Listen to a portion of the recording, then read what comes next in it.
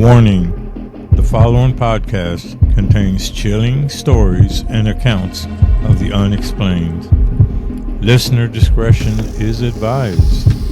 Some tales may be too unsettling for the faint of heart. If you dare to continue, proceed with caution and prepare for the unknown. You have been warned. Into the world of Explain Strange Podcast. Okay, let's get ready to welcome Jeannie Van Hoose and Dale Woodby. They are in the waiting room now, and we're going to bring them in. So without further ado, I give you Jeannie and Dale. There you go. All right. Sorry about that. We had a little hiccup. I don't know what it was, but I think sometimes you have computers, you got to restart them. I'm doing this on my laptop, and I do a lot on this laptop. Okay. Okay. Every once in a while, it makes me reboot it for some kind of I don't know, information, whatever they do. I don't know. I'm not the tech guy, so I just look like one with this thing in front of my face. It just gives me that deal. Well, how are you? So how you been? Yeah, right. I was just mentioning the fact that you and I have met before in person. And yes, we have. Been a couple of years ago, right? We met at the Old Park Hotel in Ballinger, Texas, when we were there with the Ghost Brothers. And you were there with your team, and I was there with another paranormal team that I'm no longer with anymore. But I was there, and that's where you and I met up. And you gave me one of your T-shirts, and yeah, we were there with the Ghost Brothers. You know, I probably could have made good money on that day because everybody was asking me how much is it? They were ready to give me money, and I'm like, no, I'm giving these out. I mean, they're free. I know. We had a blast. We had a blast. Yeah, that was a great day there. I had fun. Curiosity on your drive to get to that place, was it pretty bad? Yeah. Drive? Yeah.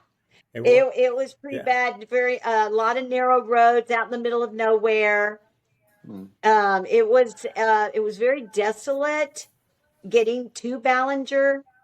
I was a little surprised because I didn't have any idea that the area getting from where we left, I think Dallas or Fort Worth to Ballinger, it was a lot of remote area.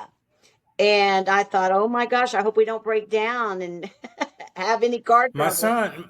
My son was with me, and of course he's a 30-year-old kid, but I mean, he's still my son. Right. And we were sharing driving and stuff, but it took us a while. We spent the night some town before we got there, and then we did it like that. We took our time. I wasn't in no rush. Right. And we hit storms. I mean, there was one point where we hit a bad hailstorm, and cars were pulling off on the side of the road. And we had rented a car because I wasn't, usually when I do anything driving like that, I rent and put the wear and tear on that, not mine. Right. And my son says, I forgot what kind of car it was, but it was like one of the smaller cars.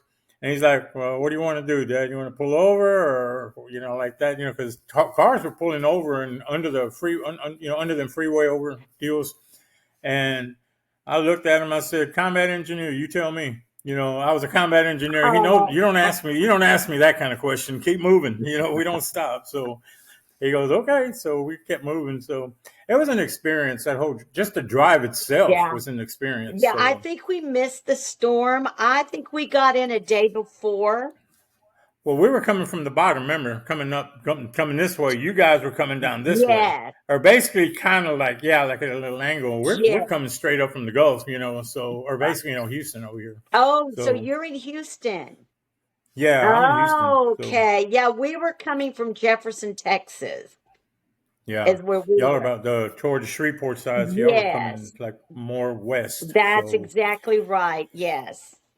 Anyway, that was an interesting deal. It was good to see the Ghost Brothers. It's so weird for people who haven't met the Ghost Brothers. They're so down to earth. You really wouldn't expect that out of them.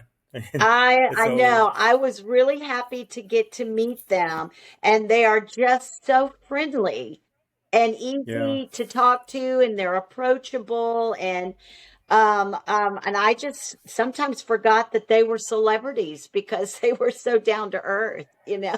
Yeah, they make sure you forget that part of it. They really do. Yeah. I mean, it's like they make it a point to do that. So Dale, how are you doing? And how are you wrapped up in all this? Well, this is my better half, Jeannie. Of course, y'all know each other. Uh, we've been together about a year now, so I'm just really getting into the ghost hunting thing, or have been over the past year. I had an experience before we had met a few years prior that really piqued my interest in it before we had even met. Yeah, And and then, then that's another thing. She mentioned that you had some experiences more yes, than sir. once, and I Yes. know that they were in several different places, and so something apparently something at the Jefferson. We're going to talk about that in just a minute. Okay. Right now, let's go ahead. Now that we know who you are and how y'all are affiliated and whatnot. Oh, I was getting ready to read the wrong notes. Hold on. Sorry about that. No, that's okay. And Jeannie, you're pretty much paranormal. I mean, basically, since you were a child, you've had different experiences on your own. So Right. let's get your story going because I understand that you consider yourself an empath and so you're sensitive and a healer. Uh-huh. That's correct. Yes. Okay, explain a little more about that on what what you believe, how you believe that you have these talents. Well, I call them talents. Okay, so right, right. Well, I didn't realize that I did. It all started when I was a child. I was living in Key West, Florida, and I was probably about 10, 12, 11, 12 years old. And and I started hearing things outside my window at night. And mhm. I thought they were children playing outside, my friends playing outside. And every time I would raise up out of bed and look out the window, there wouldn't be anybody there. And I thought there was no way that those kids could have scattered and hidden before I got up and looked out the window to see them. And so, but I just kind of dismissed it and went back to sleep. And this happened probably about twice a week. I would hear these children playing outside and I could never catch them, never see who they are. And that you could hear them out there laughing, bouncing the ball. You could hear just like they were playing tag or something. And I just couldn't understand why they were out there so late in the night. And I wasn't So allowed. this was reoccurring Yes, and several days in a row or something. Is that how it yes, went? yes. It would Okay. happen like twice a week. And Wow. and I just it was kind of frustrating, but being a child, you just kind of give up on it. You don't give it a second thought. And so I had said something to my mother about it, and she just kind of brushed it off like it was no big deal. Until one night I saw something very black in the corner of my room, and I couldn't figure out what it was. And it wasn't very tall, and I thought at first that it might have been one of my tall stuffed animals. And I kept looking over at it, trying to make it out, try to figure out what it was. And and I wasn't afraid, but I was curious. And suddenly I felt pain on my leg. And I put my hand under the cover and I felt something wet on my leg. And when I pulled my hand out, I could see that it was blood. And I pulled the Hmm. covers back, and I had a large scratch on my leg that was pretty deep enough to draw blood. Well, that scared me because I didn't know how that happened. And Right. I jumped out of bed and ran to my parents' room, and I was crying. I was upset. And I told my mother and my daddy what happened. And my mother told me, she says, Jeannie, you probably did that in your sleep. You probably scratched your leg without knowing. And she always had some excuse. And she would always uh, make me think that it was because it was growing pains. I was beginning adolescence. And she said I had an overactive imagination. And she says that's probably what it is. And Hmm. I believed her, and I just kind of dismissed it. But I kept seeing these things and hearing these things. But I thought, well, my mother said it's because I have an overly active imagination. And I let it go. But then as I got older, I knew that wasn't what it was. And I Yeah. continued to have experiences. And my mother would never discuss anything like that with me. And I finally got the impression that my mother had gifts and my grandmother had gifts, but they lived during a time where that was considered taboo. You didn't talk about ghosts and seeing things and having Yeah. experiences because you would have been ostracized by society, and people would have whispered about you, and people would have disassociated themselves with you. And so Right. that was not considered a good thing.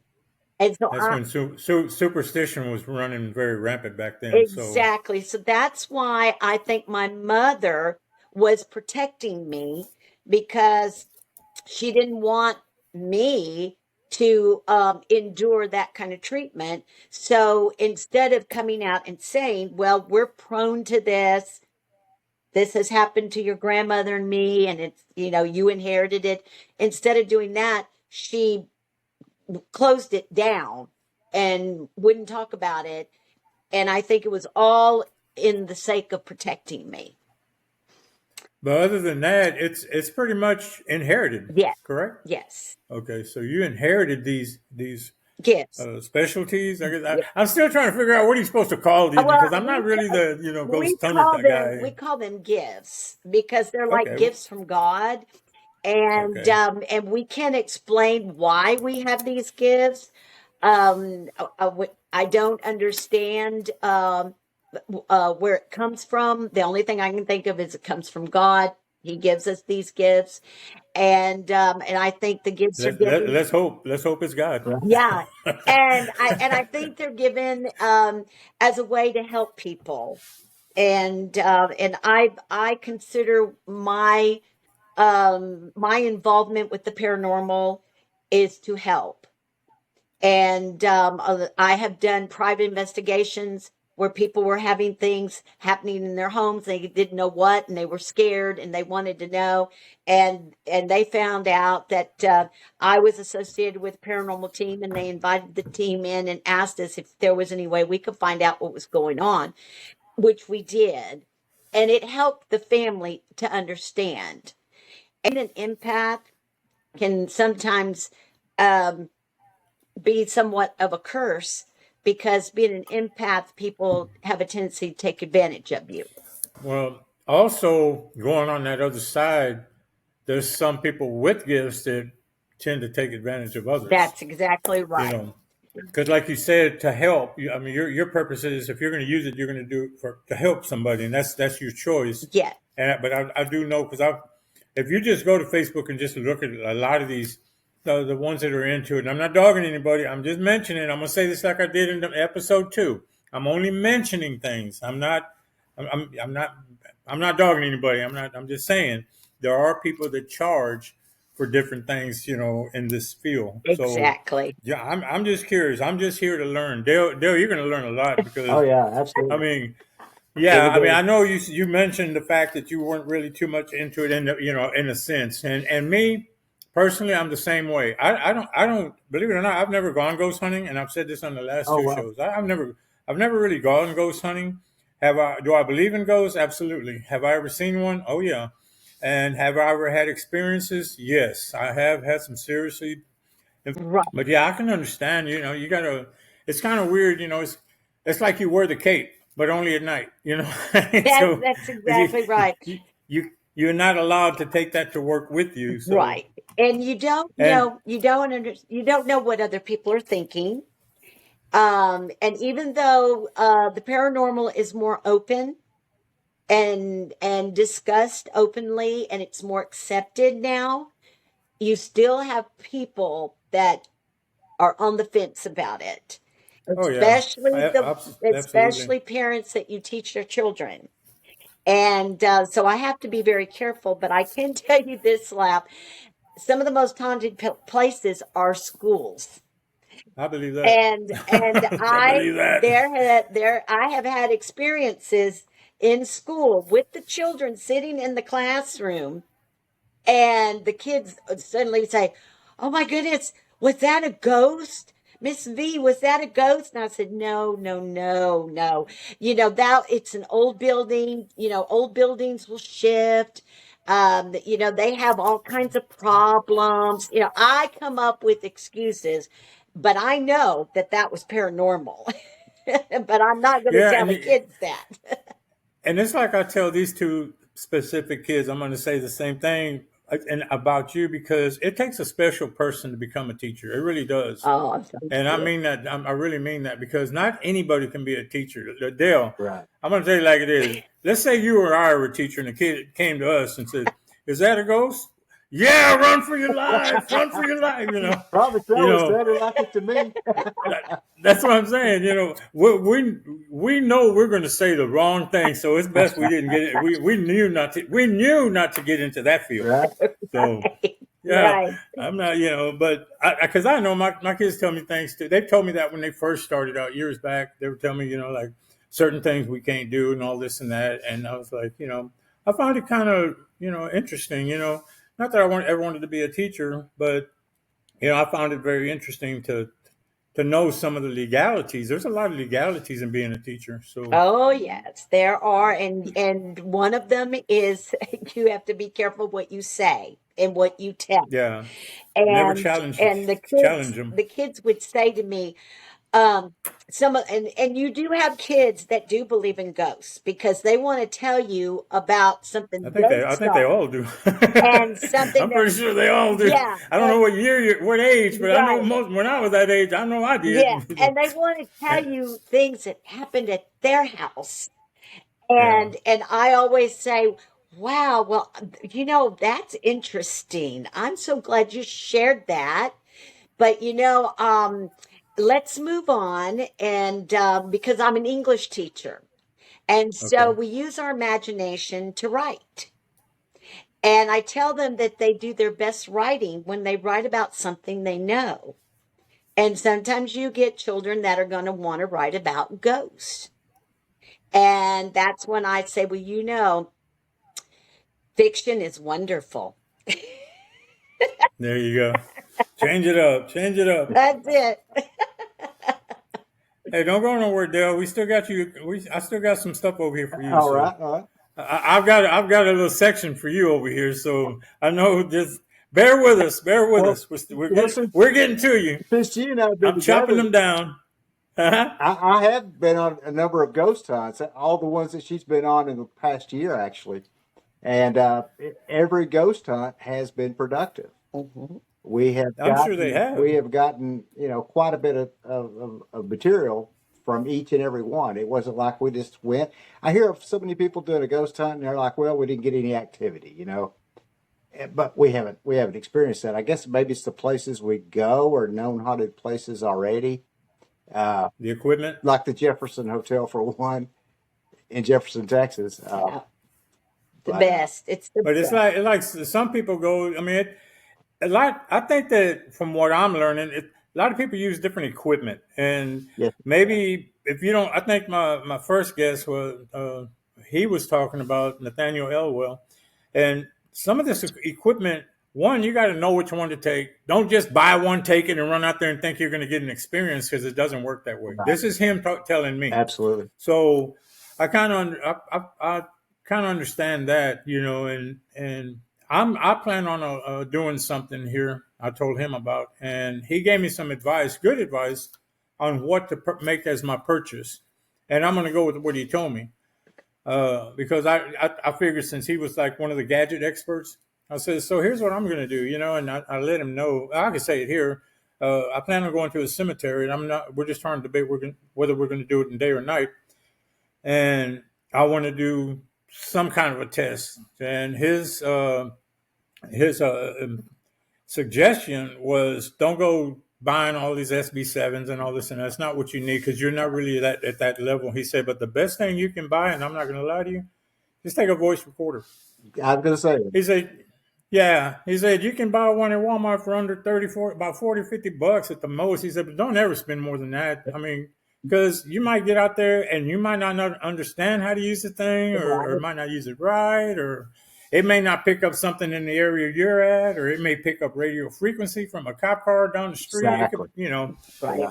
Yeah. So I kind of have an idea now, but I mean, that's going to be it's coming down the line. Yeah. It's we're waiting for a little bit closer to the season of the witch, if you know. Right. If you remember. And if September, October. If I can add to that, Slap, I am in full agreement with your guest and with you.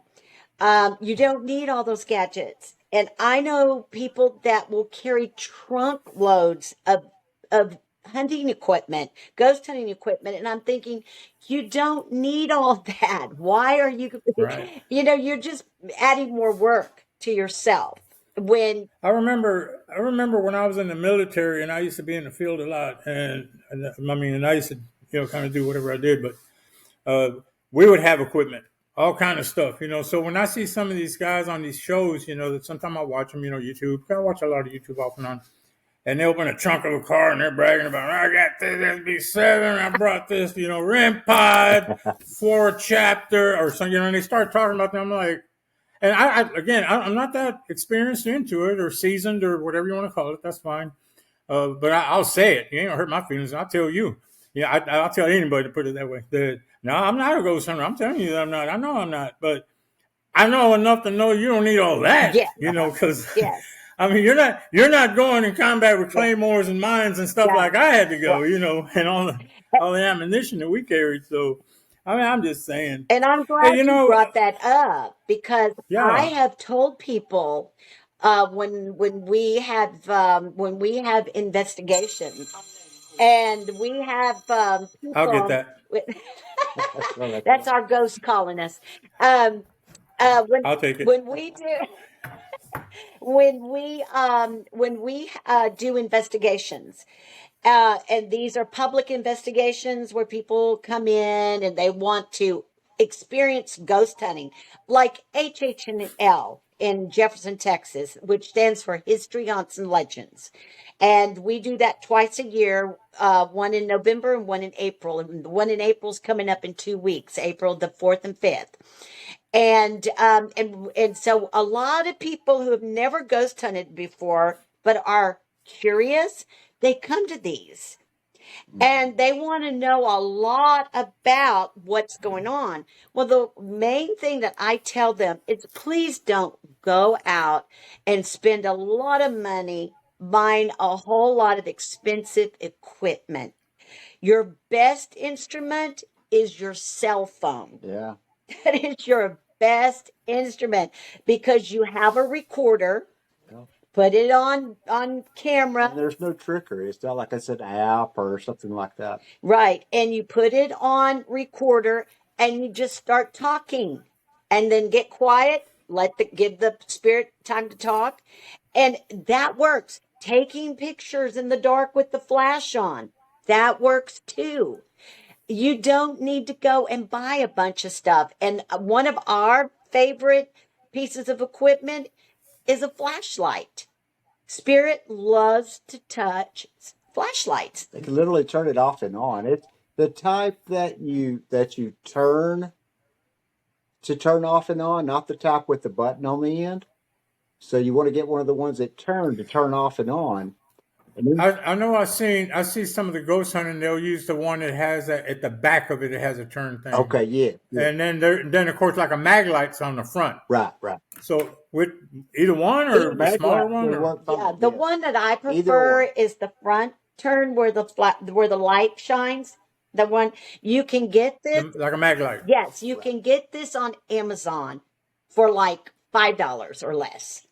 And it's our favorite equipment and it works. Now we've had people challenge us and say, well, the magnet could be it's set off, it could be this, that, and the other. And people do challenge us, but I say to them, then how does that magnet know when I'm asking questions and it turns it on? And when I say, can you please turn the light out so that I can ask you something else, it goes off. It's impossible. What you do, you adjust the light to where it's just on or just off, and then set it down, and then ask them if it's on or off. It doesn't really matter. You ask them to either turn it off or on, and if they do it on command, then you've got somebody in the room with you. Yeah. And as long as it's not going off willy nilly, it's pretty compelling to watch it come off and on when you ask a question. Yeah. And then what we've done, like if they don't start like strobe lightning lifting off the ground. I just threw that in there. Don't worry. It doesn't really happen that I know. I've never heard it ever happen. In case anybody's thinking, I'm just saying. Now I have experienced levitation, so ghosts can move things and levitate things. Yeah, we have it on camera. We have it on camera. That it's something that was levitated at the Haywood House restaurant in Jefferson, Texas, and it happened at the bar. And they got a bar? The bar section of the restaurant, because this is a restaurant that has a bar and a place to eat as well. And this happened at the bar, and somebody had finished their drink, and they had a drink that came in a can, and they poured it in the glass. And when they finished drinking it, they put the empty can inside the glass to help the bartender keep the place clean, and it made it easy for them to remove. So they only had to pick up the glass, didn't have to pick up the glass and the can. So the can was set in the glass, and we were all standing around laughing and talking. And the next thing we know, that can goes flying out of the glass, and nobody was near it. Nobody touched it. Well, my good friend, Teresa Ponder, who owns Haywood House, they have cameras everywhere. And we marked the time. And when the place closed that night, she went up and ran the tape back to that time. And you can actually see the spirit take its hand and move that can right out of that glass. You can literally see just a white hand. That's all you see is the hand. And it appears a white, and it takes the can out and drops it on the bar out of the glass. Yeah. Wow. I would love to see that. And we have that on video. I can send that to you and let you see it. It's amazing. That's from the Haywood House. Haywood House in Jefferson, Texas. And it's a beautiful restaurant. And very haunted as well. And it's very haunted. Yeah, if you could just send that on my email. I mean, on Instant Messenger, however you want to do it, or you have my email address. I'd like to add that to this on YouTube. Yeah, I will send that to you, and we'll give a little, and I will mention the Haywood House also. Right. Hey, Jeannie, I noticed another thing when I was, going through some of your stuff here. You tell me about the guardian angels. I think you said three times. I have. Guardian angels? Yeah, I've been saved 3 times by a guardian angel, and they are real. So that your audience will know that I know exactly what I'm talking about. I am of sound mind, and I know that I'm here because of my guardian angels who saved me. I'll give you one, for instance. I was a teenager living in Germany. My daddy was in the military, so I'm an army brat. And my mother, a school teacher. And so my daddy got stationed in Darmstadt, Germany. And the housing area was across the street from a busy highway and train tracks And then you had to go through some woods to get to the base. Well, when I was a teenager or during that time, there wasn't much for teenagers to do except go to the base to go to the movies. That was our main form of entertainment. And so we would go to the movies all the time. Well, being teenagers, we always took a shortcut. So we took a shortcut through the woods, and we would stand on the railroad tracks to wait for the busy traffic to let up. And then we would jaywalk, race across the traffic to get over to the housing area. So we were doing all these things wrong, but we were teenagers, so we break rules. And we had done this 100 times. And so this one particular night, we'd been to the movies. We were coming home. It was dark. We were standing on the railroad tracks. Well, the traffic was very heavy, and we were waiting for there to be a break in the traffic. And so while we were waiting, we were teasing each other, playing around, horse playing, laughing, hitting each other and whatnot. And I happened to be in the middle of the track, and the rest of them were kind of on the outer part. And the reason I was in that is because we had just been horse playing, and I kind of ran into that area at that time. And about that time, I'm standing in the area. We hear this loud noise. It was deafening. And I turn and look, and there's this huge round light that is blinding me. And I mean, it is right on me. It is right there. And I see this light, and it blinds me, and I freeze. I can't move. I should have been hit and killed that night. But my guardian angel, a guardian angel, picked me up from that track, moved me over between the traffic and the railroad track, which there was only probably about maybe 15, 20 feet to stand there, and hovered over me and held me still. And I could see the train going by. I was so close to that train, it was whipping my jacket. I looked up, I could see there was a light, there were lights in the train. You could see the people sitting in there, but their faces were blurred because of the speed of the train. And I had this sense of calmness come over me. I wasn't afraid. It was the most amazing thing. It was like I knew I was safe and I was going to be okay. And on the other side of me, I could see the lights of the traffic from the cars. And we were... So this was at night? Yes. Okay. Yes. And when the train finally passed, I was released, and I heard all this screaming. Oh my gosh, where is she? Is she okay? What's going on? And my friends, they just knew that I had been hit by the train and probably dragged all the way down.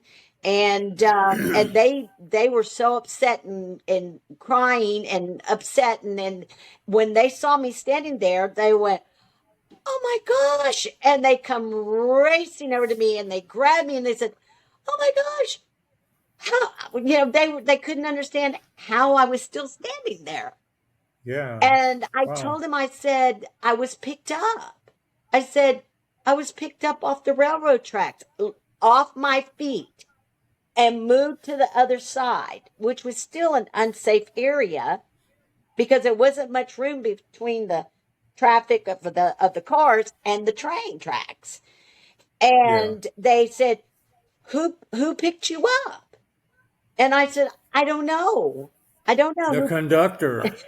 I don't know who picked me up. The conductor. Who do you think? Right. And flew off, jumped back on. Right. And I said, but I'm fine. And they started looking around. They saying, well, there's got to be somebody still here that picked you up. We thought maybe it could have been a GI. that had come off the base and was standing there with us, and we didn't see him. But it was humanly impossible for anybody to have raced onto that track, picked me up, and moved me. They could not have done it. Yeah. And that was my guardian angel that saved my life that night.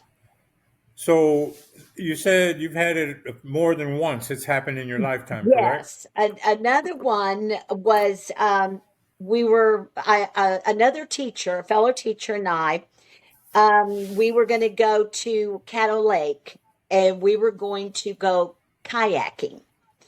And we were supposed to go tubing, but we were told that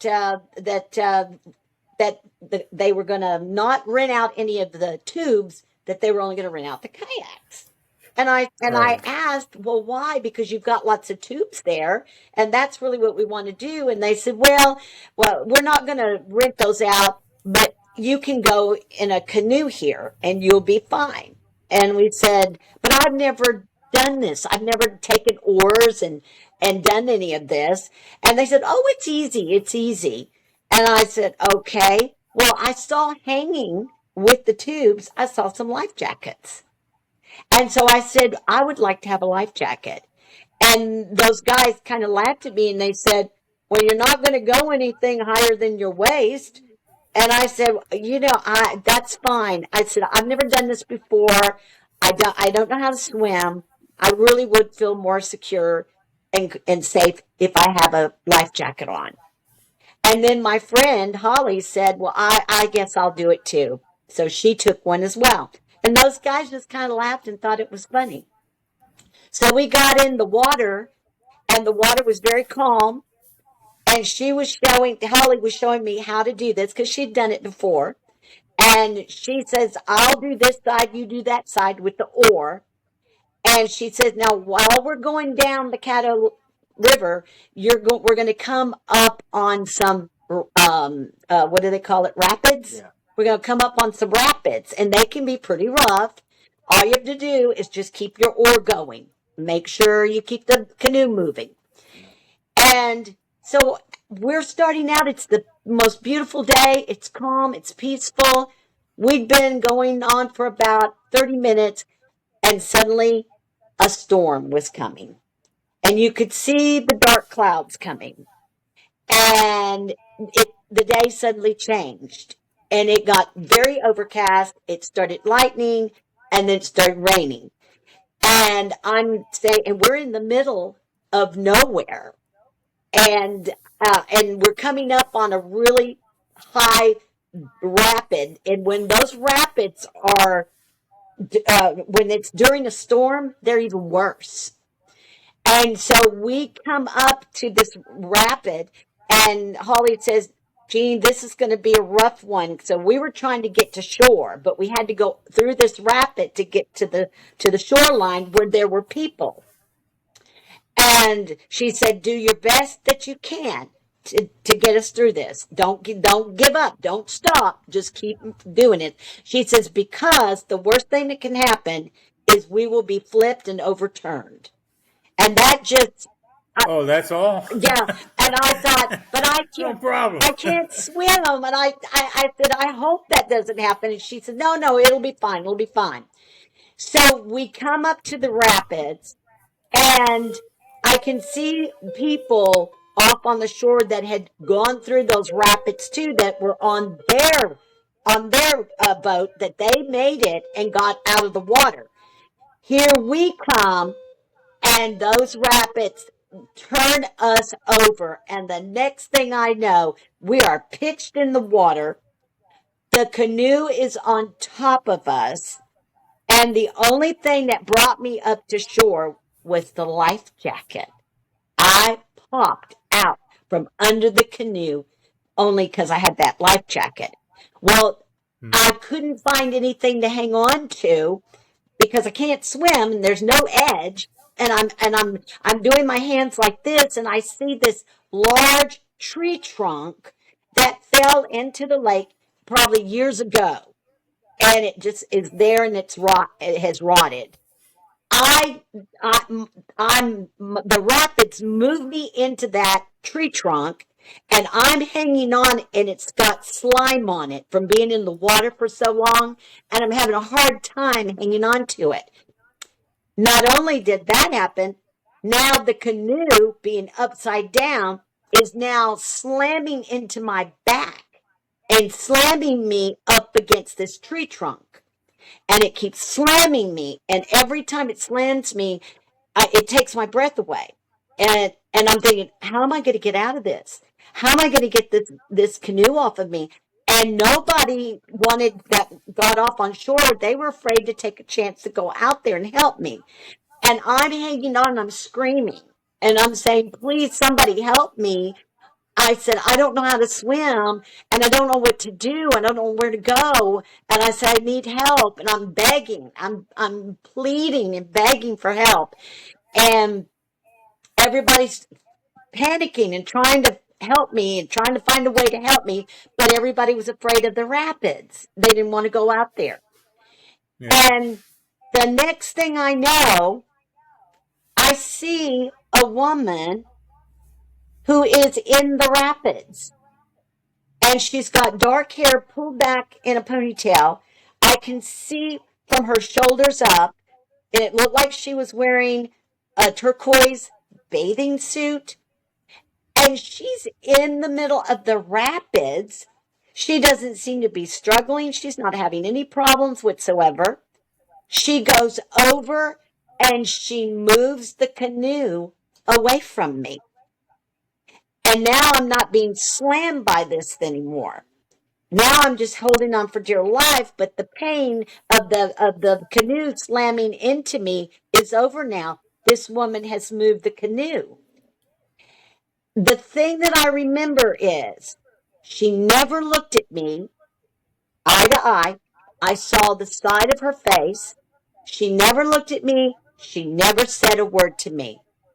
And I'm thanking her, and I'm saying, thank you so much for getting the canoe off of me. Thank you. And I'm saying, please find help to get me from this tree, please. So, long story short, it took some brave teenage boys, and they risked their lives to come out there and get me pulled off that tree. And when they got me pulled up, I said, we need to help that girl that took the canoe. That there's a girl out there and she moved the canoe. I said, she's out there. We need to get help for her. And they said, what girl? I said, the girl that with the black hair, in the ponytail with the turquoise bathing suit. She's the one that moved the canoe off of me. And they said, there's no girl out there. There's no woman out there. You're the only one. And I said, but she's the one that moved the canoe. They said, well, we don't know what you're talking about, but there's nobody there. So I knew that girl had drowned. I thought, well, if they don't know she's there, she went underwater and she drowned trying to help me. And I was scared to death that this was going to be a search and recover for her. So we finally made it back to shore. We got to our car. And when we got to the car, I told the guys that rented the canoe, I said, you didn't tell us that there was a storm coming. And I said, I know you knew that. And I think that's why you didn't rent the tubes to us. And I said, I almost lost my life out there. And I said, the bad weather came, turned the canoe over, and it's a good thing I had the life jacket on, or I would have died today. And I was very angry at them. And so one of the guys, they apologized, and then one of the guys said, where's the canoe? And I said, it's over at this place where there's a really strong rapids, and there's a dead tree that's in the water. And I said, that helped me too, because I was able to hang on to it. And he said, all right, I'm going to go and get the canoe. And the other guy stayed behind. And he looked at me and he said, I need to tell you something. And I said, okay. He said, I don't know if this means anything, but I'm just going to tell you. He said, in that exact spot that you just said, a girl drowned there about 5 years ago. And she was in a canoe, and her canoe overturned, and she was in the same spot in the same situation you were in. And he said it was a senior trip, and these were all senior kids in high school, and this was their senior trip to go canoeing. And she died on that trip. And I said, "Do you know what her name is?" And they said, "No." The boy said, "No, we don't know her name. All we know is that she was a senior in high school." And I asked about the school she attended. He didn't know that either. And so I did some Googling and researching, and I found the girl, and I found her picture, and it was the girl that was in the water with me. That's kind of weird that you have different experiences, because it's a lot of people that I've talked to and tell me that, like, a guardian angel, they feel that it's somebody that like their grandmother or their Right. uncle or something like that. But in your case, it seems like they were not. They were like just randomly, Right. you know. Right. And now the one about the train, my intuition was that it was my grandfather. Okay, on that one, you feel like it might have been somebody Yes. personal, But the related, or girl, the only thing I can think of is that her spirit is still there, and now her job is to help people, save people in that area. That's an assumption. I don't know why she yeah. was there, but there was no way that she could have stayed in the rapids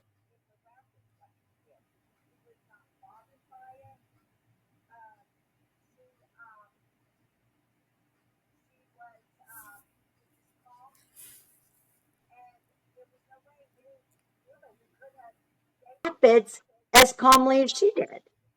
Yeah. And Yeah, I can see that, because I mean, you hear stuff like that. I mean, and that is something that's pretty, like, you hear it every day. No, I mean, like, that you do kind of hear stuff where they, instances where the entity or the ghost or spirit, whatever you want to call it, is in that particular area. It's like the story that where they would say about, remember the one about the kids in the train in yes, San Antonio there? Then yes, the kids, you'd see the hands and all that. I think eventually everybody in the world was trying to debunk it, and uh, ghost hunters or ghost adventures, somebody, and their way of debunked it or whatever. But whether it was actually scientifically debunked or not, spiritually debunked or not, I don't know. No one can right, really answer that. But right, because it's what people are going to believe, what they want to believe, and it's how you decide to accept it. That's what I think. right, And right. no, all right, Dale, you've been waiting. You've been hearing a bunch of little stories here, and all of us doing our lip flapping over here. Right, So right. you're brought in for a reason. Let's. I'm gonna go straight to the punch. You had an experience at Jefferson Hotel in Jefferson, Texas. We did indeed. Let's go with it. Well, Let us we know.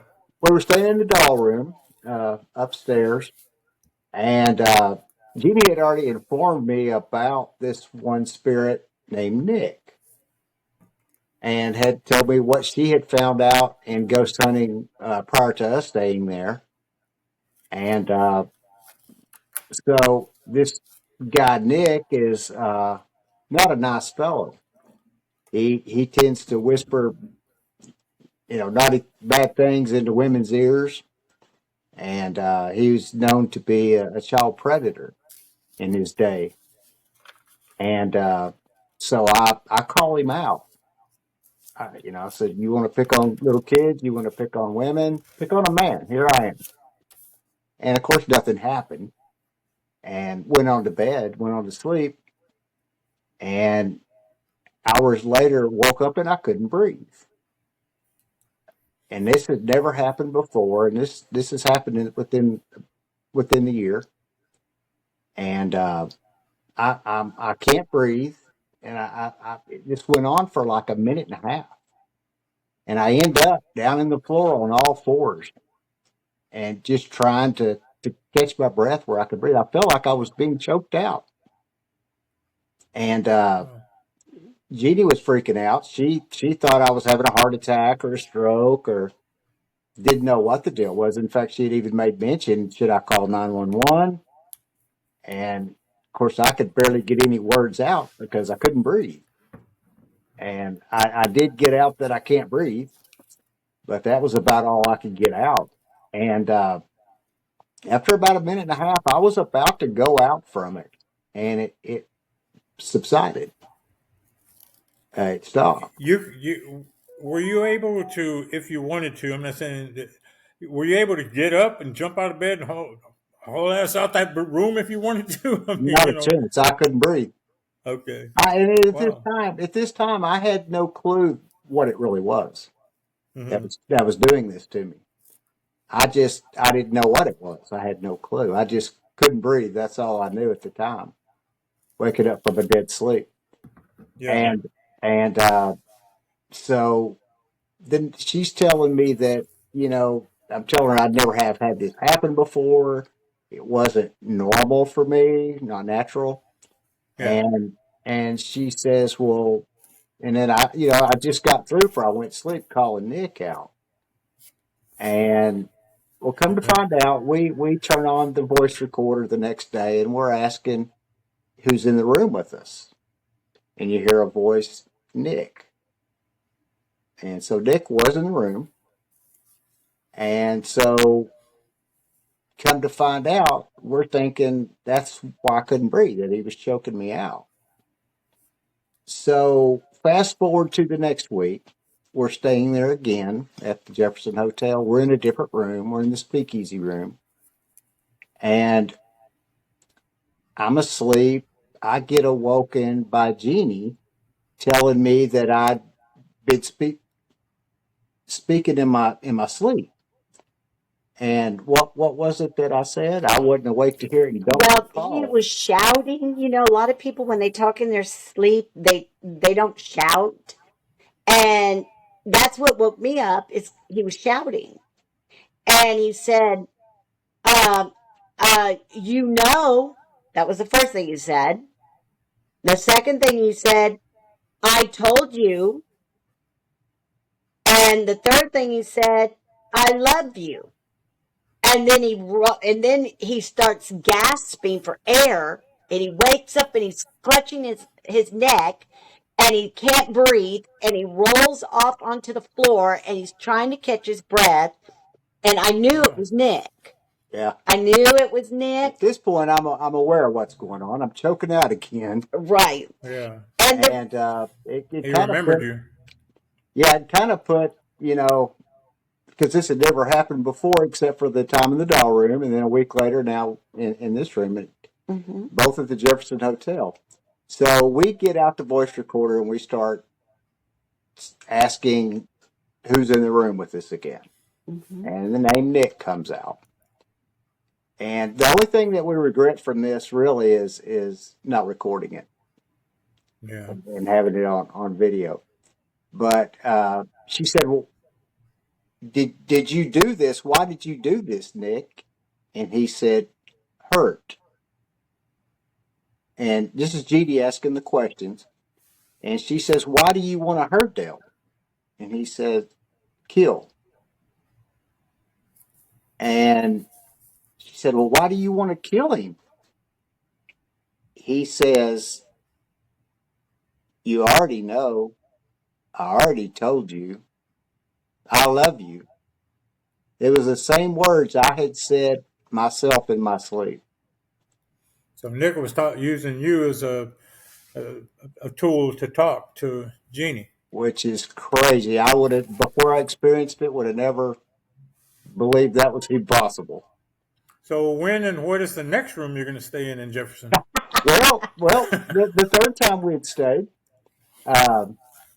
we stayed in a different room again, and I didn't even tell Jeannie I did it, but And I never apologized to Nick. She kept wanting me to apologize to him, and I wasn't sorry I said what I said. And but the third time, I did say a little prayer before I went to sleep, just ask God to protect us, look over us, and don't let any harm come to us.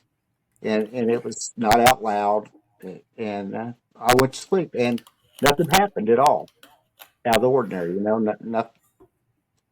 And then ever since we've stayed there, which has been multiple times since then, nothing else has happened like that. So it was only those two times that Nick had attacked us. Now, we have reached out and done a lot of ghost hunting in there. We was there last HHNL, in fact, and we did video a lot of that in front of an audience, even people that were in there for HHNL.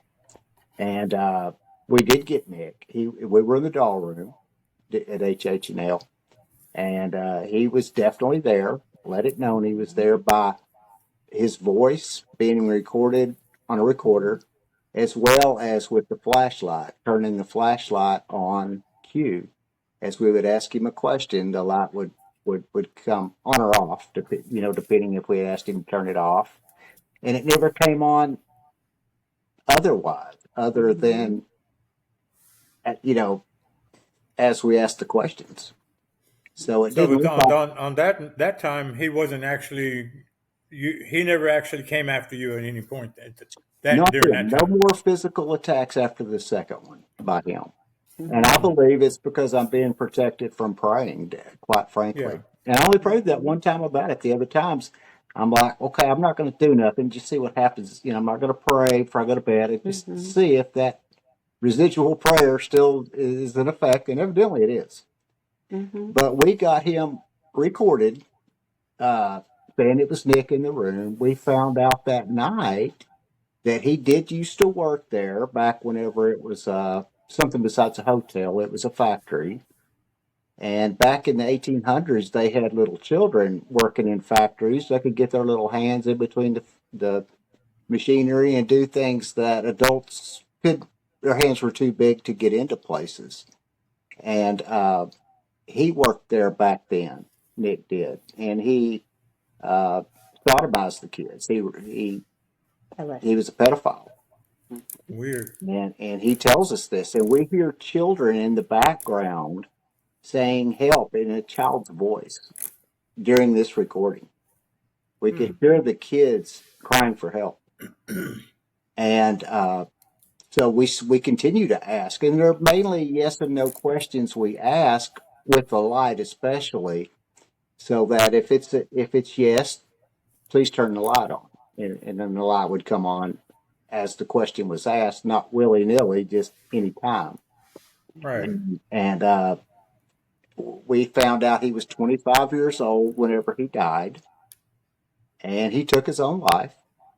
He shot himself in the head with a gun. Good man. He was he was married at the time, evidently. Had a child. Not his. And was abused somewhat by his father. And his father used to abuse his mother. So, and all this is recorded. It's on recording. Yeah. That's weird. I mean, I don't know. I mean, again, I don't do the ghost hunting thing. I'm not afraid to do it. That's just, I got other things that I do versus that. So, but anyway, that's very interesting. When y'all say the Haywood House, is the Haywood House in there, near there, or just around the corner from it? It's very near. Okay, it's a different place. Absolutely, yes. It was around back during the Civil War. It has an area in it. Well, you know better than I. You're the one that told me about it originally. The Haywood House used to be back in the 1800s. It was a premier hotel. It was a 3-story hotel, and the riverboat from New Orleans would pass through there, and people would get off and stay there at the hotel, and then the hotel burned, and it then became a place to sell slaves. There have been lynchings in the back of the hotel, of this place when it was a buy and trade of slaves.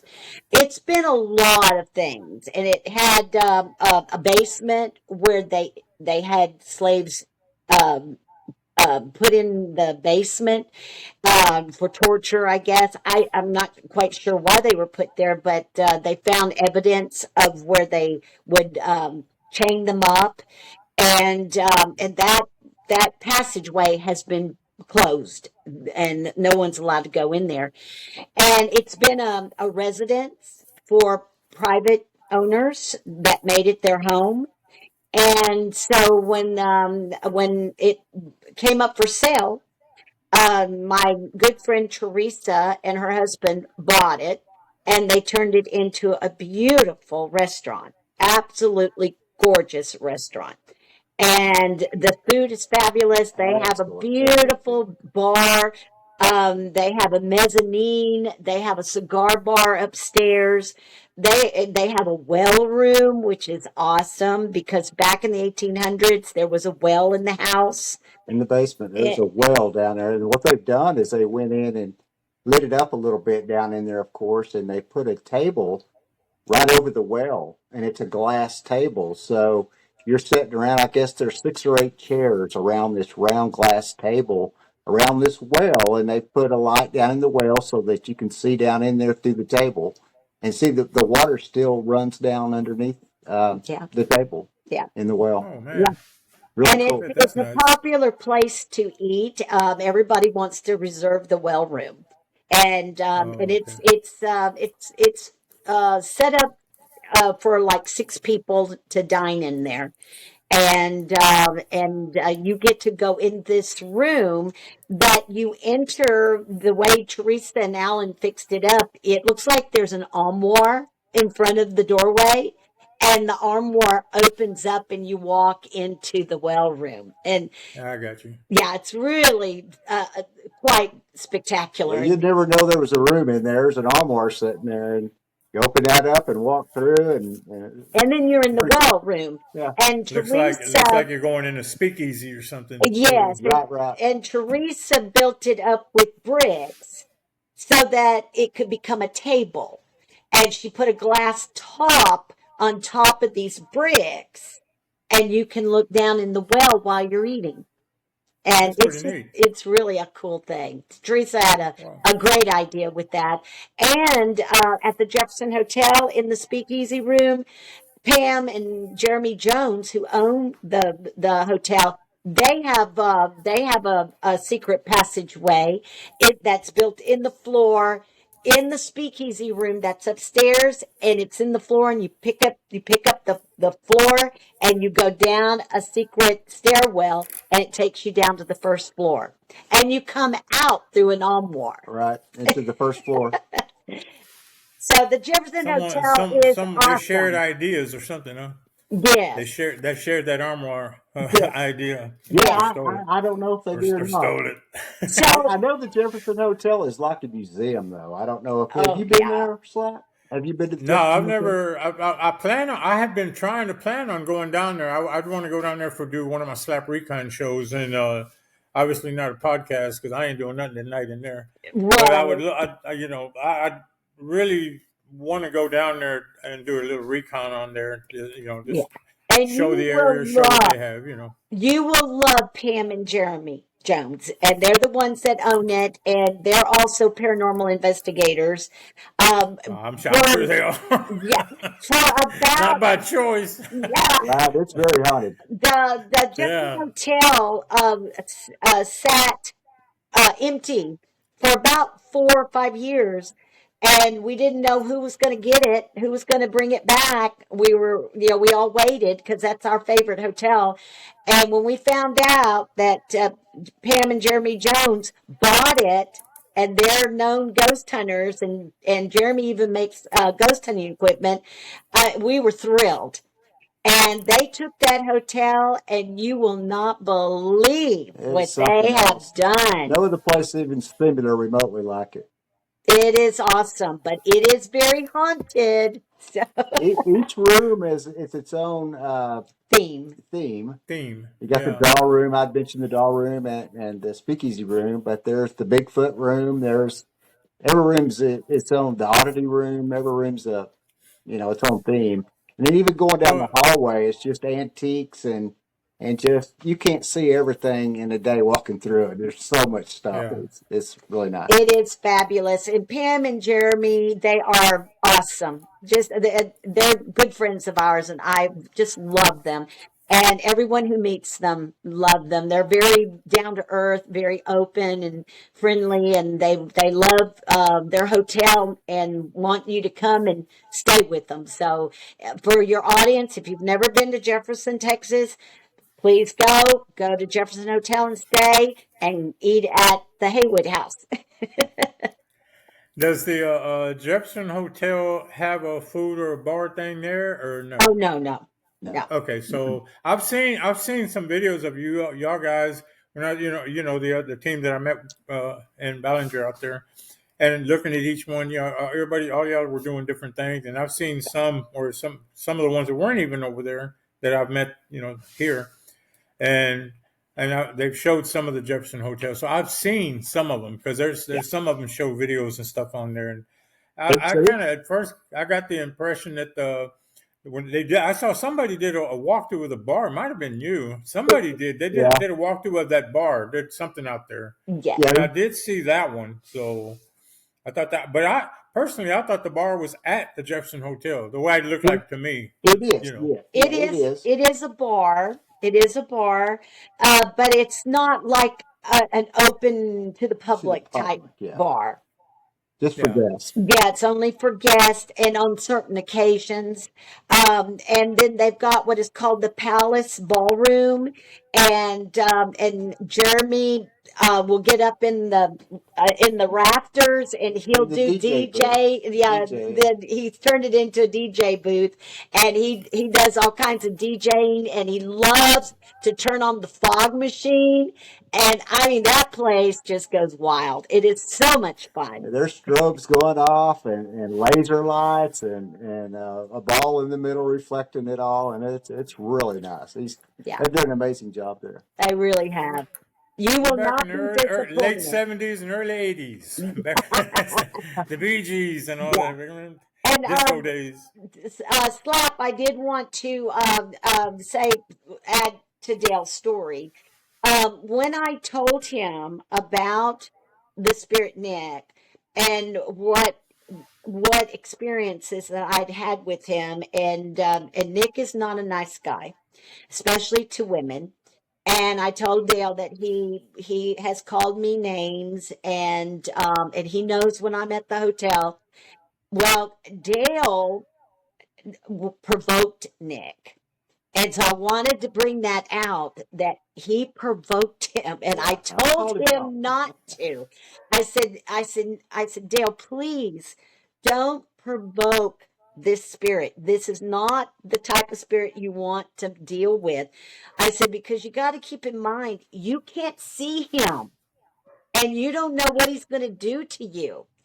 And Dale, I think that'd be more like a future note for anybody who's going out ghost hunting for the first time, or just don't get over brave and overcompensate yourself thinking that you can go and challenge any of these ghosts that are in any of these establishments that you do decide to go ghost hunting in. Because even though you've heard a story of one particular one, the best thing is don't go challenging that one, because you may or may not, but most likely will get what you didn't bargain for. So absolutely. They found out the hard way. So I think that's just there's your proof. Here's your proof right here. So I mean, we don't gave it to you. You're right. All right. Well, you guys had a lot to say. We had a good, interesting conversation. I really enjoyed it. Likewise. I mean, that was good. Both of y'all got a lot of stories. Last thing I just want to mention, you are part of a paranormal team called the Para Hunters also, right? That is Wouldn't correct. be fair not to mention them. So I want you just to mention them briefly, if you would, please. Yes. Tell me who they are. And What y'all do? Dale and I are members of the Para Hunters paranormal team out of Denton, Texas, but it's all the surrounding Fort Worth area. And we have quite a few members in the group.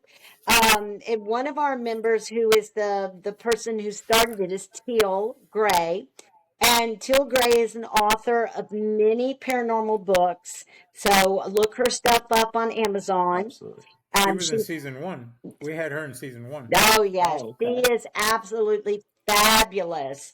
And I also want to let you know, to your viewers, that right now Teal is going through a very difficult time in her life right now, and so we're going to be doing some fundraising for her. And she's also a phenomenal psychic medium. And then we have other authors on that team. We've got Martha Hazard, and we've got Susan Hill. There's Olivia. There's Kirby. I mean, we've got so many talented people. Tui Snyder, that she would, you would love to have her on. Any of our members you would love to have on your show. They're awesome, and they've had lots of experience. And Teal, she did an awesome job of getting us all together. So it's a very talented team. And I'd like to let y'all know that we are going to be, most of us from Parahunters will be at HHNL. We will be at one of the locations. So if anybody attends HHNL April 4th and 5th, look for the Parahunters. No, but I'm not sure, what is HHNL? It stands for History, Haunts, and Legends. There you go. And Dale and I are also going to be speaking at the convention. And the convention starts at 8 in the morning and goes until 5. And then after that, the ghost hunting, the investigation at all the locations. I think there'll be 5. There'll be 5 locations, 5 paranormal teams. The investigation starts at 8 o'clock, and your guests will be able to go to 5 different locations. That's in Jefferson, Texas, correct? Yes. Mm-hmm. April the what? 4th and 5th. Now, 4th is the day we set up, so 5th is the actual day. Right. Okay, so we'll just say the 5th. Yeah. But if they're planning on getting a room to stay the night, they need to get it for 2 nights, because most of the places during the convention, it's a 2-night minimum. And so so most of your people that are B&B owners and hotel owners, they usually do that during a big convention. All right, so if you plan on going out there to Jefferson, Texas, and attending this event on April 4th or 5th, actually, I think the event's actually on the 5th, but there's a 2-day minimum on hotels that are out there at this time, at that time. Right. And let me see. I want to make sure that I cleared everything out. I think I did get all the information that I needed. And I wanted to also give a shout out to anybody who goes to HHNL.